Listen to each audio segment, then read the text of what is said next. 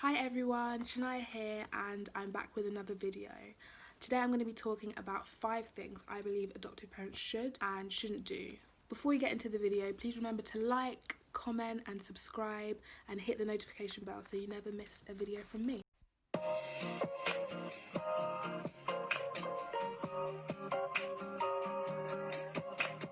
Always be honest with your child.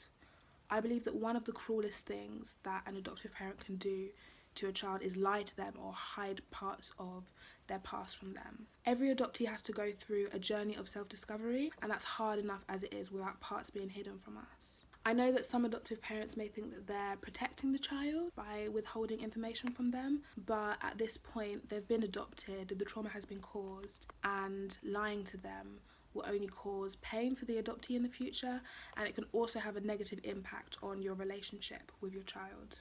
Being honest with your child will avoid any confusion when they're older, and it will strengthen your relationship with them.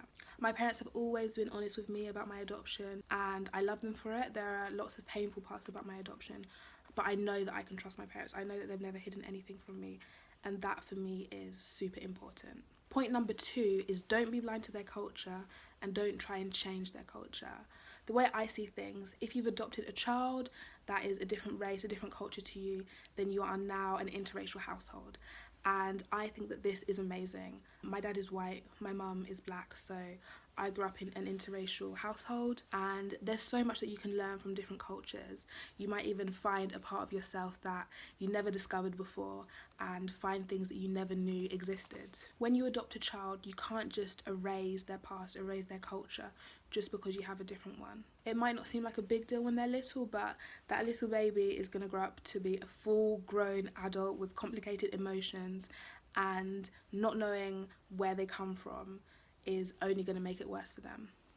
Adoptees in general struggle so much with our identity, and our culture is part of our identity. So if we are robbed of this, then there's so many more obstacles in our way. You can learn about their culture, you can learn about the history of where they come from, the food, the music. You now have 2 cultures, your child now has 2 cultures. And that's amazing. Your child has the best of both worlds. I like to see it as having the cheat codes to 2 different cultures. So I can lean into my black side when I need to, and I can lean into my white side when I need to, and it's helped me so much. I feel like I'm much more adaptable now. I understand people a lot more, so it should definitely be seen as a positive, and it can definitely be your child's superpower. Point number 3 is if your child is acting up, always consider if it's to do with their adoption. Now, I'm not a parent, but I was an adopted child, and when I look back, growing up, a lot of the times where I acted up in weird ways were to do with not being able to process feelings about my adoption.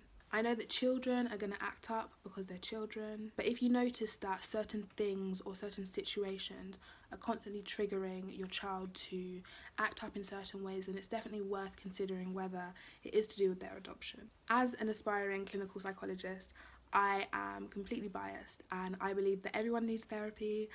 I believe that everyone can benefit from therapy, so as I said, I'm biased. But in these situations, never a bad idea to reach out and ask for professional help. You should never be ashamed to ask for help. It takes so much strength to reach out, and there are some amazing charities out there.